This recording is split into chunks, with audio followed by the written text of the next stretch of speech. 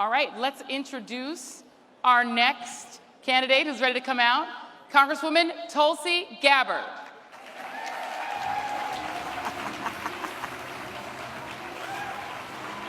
Thank you so much for joining us. So great to be here. Thank you for doing this. How are you, Joy? Good to see you.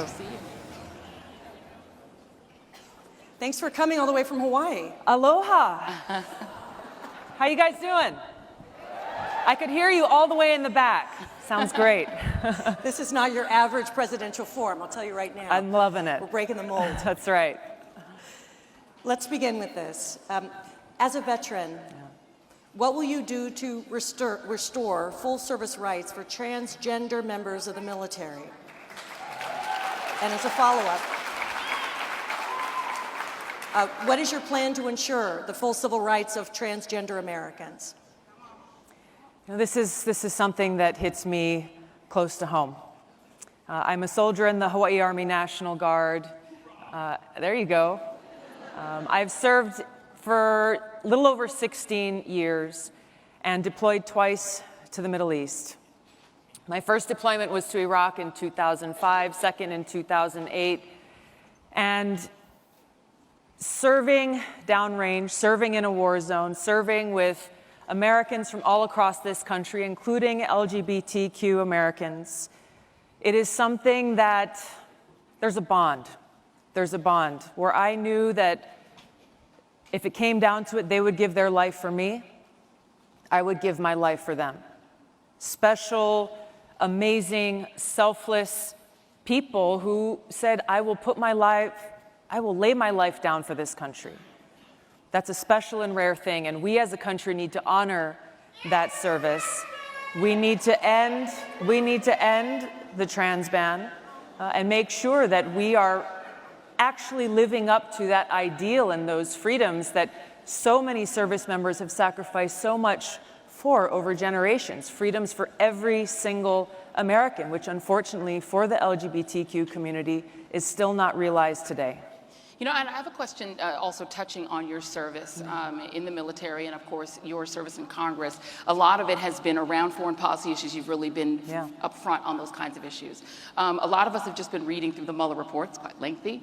But one of the things that it touched on was the ways in which Russia specifically targeted communities of color, impersonating Black Lives Matter, going after women of color, Black women, and using that to divide the electorate and to discourage African American voters. And the second piece being literally targeting some of the voter rolls, going after voting systems in multiple states. Do you believe that Russia is a threat to the voting rights of people of color? I think Russia, what was done, as well as any other country that seeks to interfere in our democracy and in our elections, is unacceptable, and it has to be taken seriously for the threat that it provides. I think it's important, that second point that you made about actually trying to interfere in the voter rolls, in our elections systems. This is the huge vulnerability that threatens our next election that so far, unfortunately, has not been addressed. The fact that there are still many states in this country who don't have paper ballots or any kind of auditable paper trail to make sure that whether it's another country or an individual rogue actor comes in and tries to manipulate our votes, tries to change our votes to change the outcome of this election, our system is vulnerable to those hacks and attacks today. So I've introduced legislation in Congress called the Securing America's Elections Act. Very simply put, solves this problem by making sure that every single state either uses paper ballots or has a voter-verified paper backup, so that we in this country have an auditable paper trail to protect our democracy. And do you think the current administration is doing enough to combat that kind of interference in 2020? No. And I'll take it a step further. This administration is not doing enough. The Department of Homeland Security, that has jurisdiction over our election security, is not doing nearly enough, and Congress is not doing enough. I introduced this legislation in 2017. It has not been taken up in committee or on the House floor, nor has there been any other meaningful reforms that would accomplish this same objective. It is essential for us as voters to have faith that when we cast that vote, our voices will be heard. That's what my bill does, and that's what Congress needs to pass. Thank you. Yeah. I wanted to thank you very much for that. Let's have our first audience question.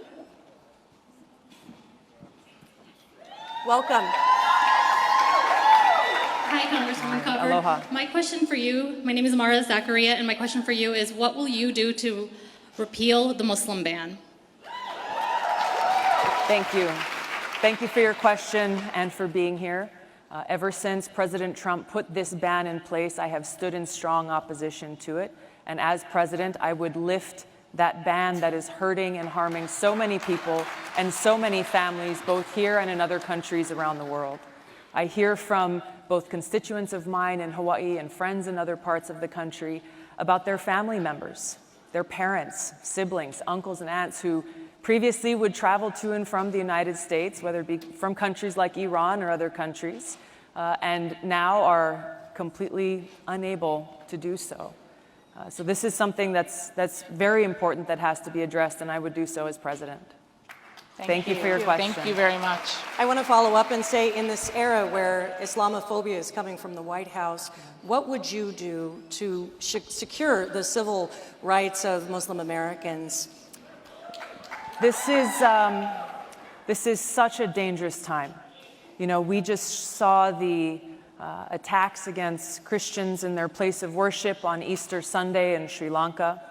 We saw the terrorist attack against Muslims in their place of worship in Christchurch, terrorist attack against people who are worshiping in their synagogue in Pittsburgh. This is a time where we as a country, starting at the top as president, but where all of us must stand up and condemn this hatred and bigotry and violence, whether it be based on religious reasons or the color of your skin or your ethnicity or where you come from. We have to speak with one voice to condemn this bigotry, to make it so that it is not okay, whether it be a slur or worse yet, an act of violence. This is not who we are in this country, and that leadership starts at the top. That leadership is what I would bring, coming from a place like Hawaii, where we are the most ethnically diverse state in the nation. We are diverse in many different ways. And what is so special is the aloha spirit, something that we call the aloha spirit, which basically means having respect and love and care for one another as children of God, bridging that divide that exists between us, recognizing each other, respecting each other. We'll have our differences. We can disagree without being disagreeable, but it is that recognition and that care for each other that we need at the forefront of this country so badly. And I believe, do we have one more question? I think we do. Come on out. Hi. Aloha. Hi, Congresswoman Gabbard. My name is Sadie Hernandez, and I'm a member of United We Dream Action. I was born and raised in Brownsville, Texas, but I'm here to ask about something that affects all of us. Last year, Puerto Rico suffered a devastating hurricane and has only received a fraction of the promised $19 billion to rebuild and provide for our fellow citizens. What is your immediate commitment to Puerto Rico, and do you support statehood as a long-term solution?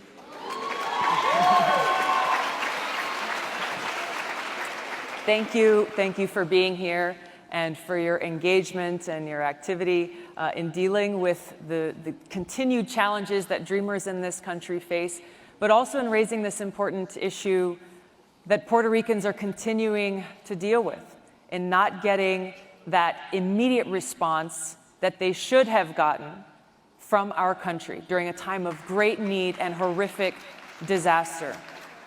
This is something that we in Congress have continuously been trying very hard to push for, recognizing that unlike what you may hear from others, Puerto Ricans are Americans too.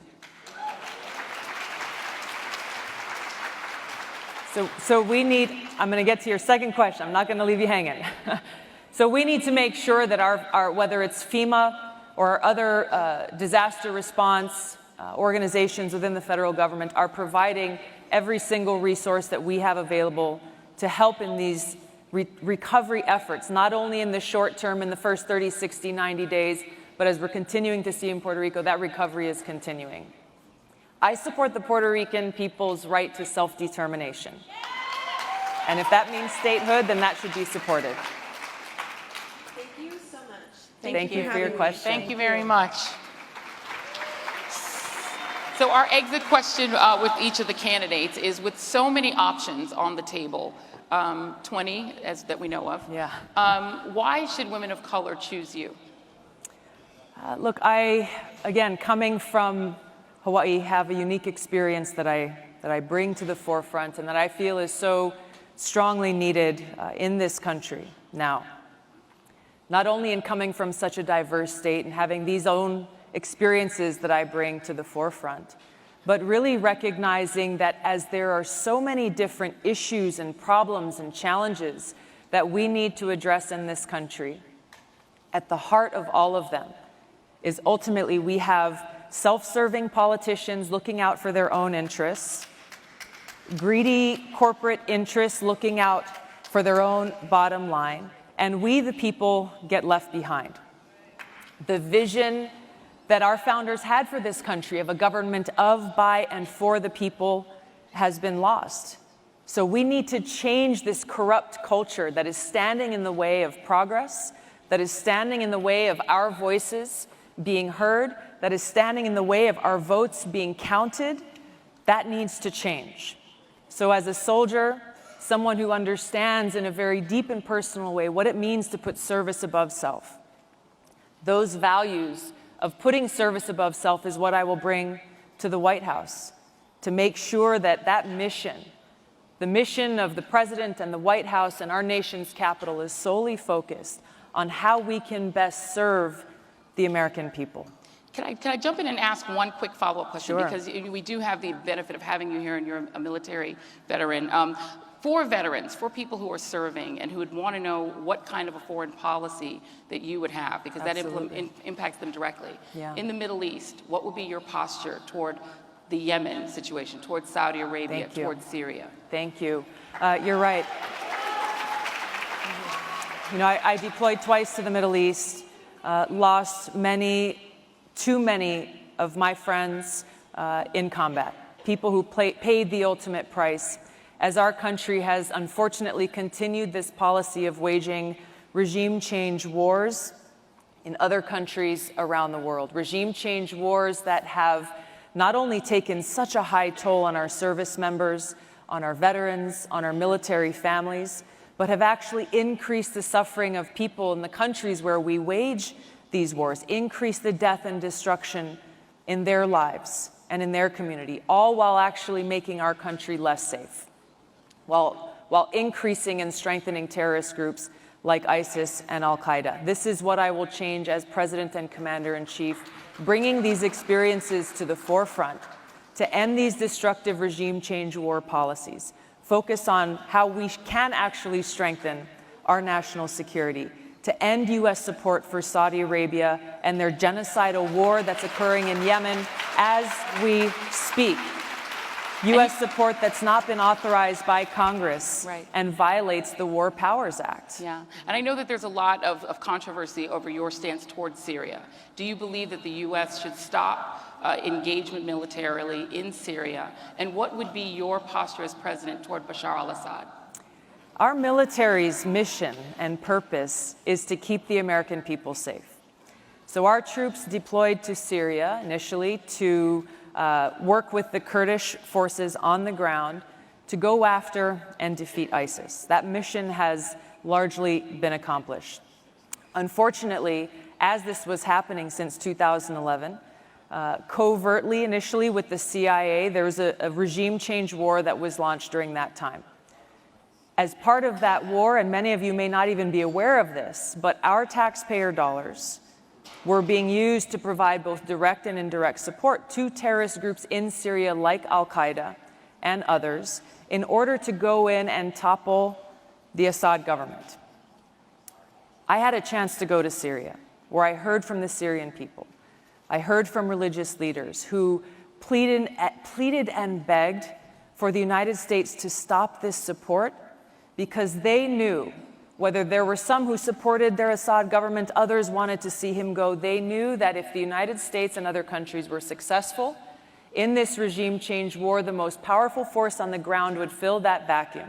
And the most powerful force were these terrorist groups like Al-Qaeda, whose sole mission was to wipe out Christians and other religious minorities in Syria. Anyone who did not adhere to their extremist ideology.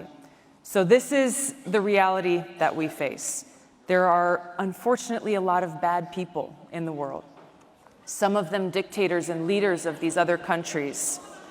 The United States cannot continue to be in a position thinking that we can be the policemen of the world, spending trillions of taxpayer dollars coming out of our pockets, coming out of our communities, to go and launch these wars that we've seen in Iraq and Libya and Syria have caused so much suffering, taken countless lives.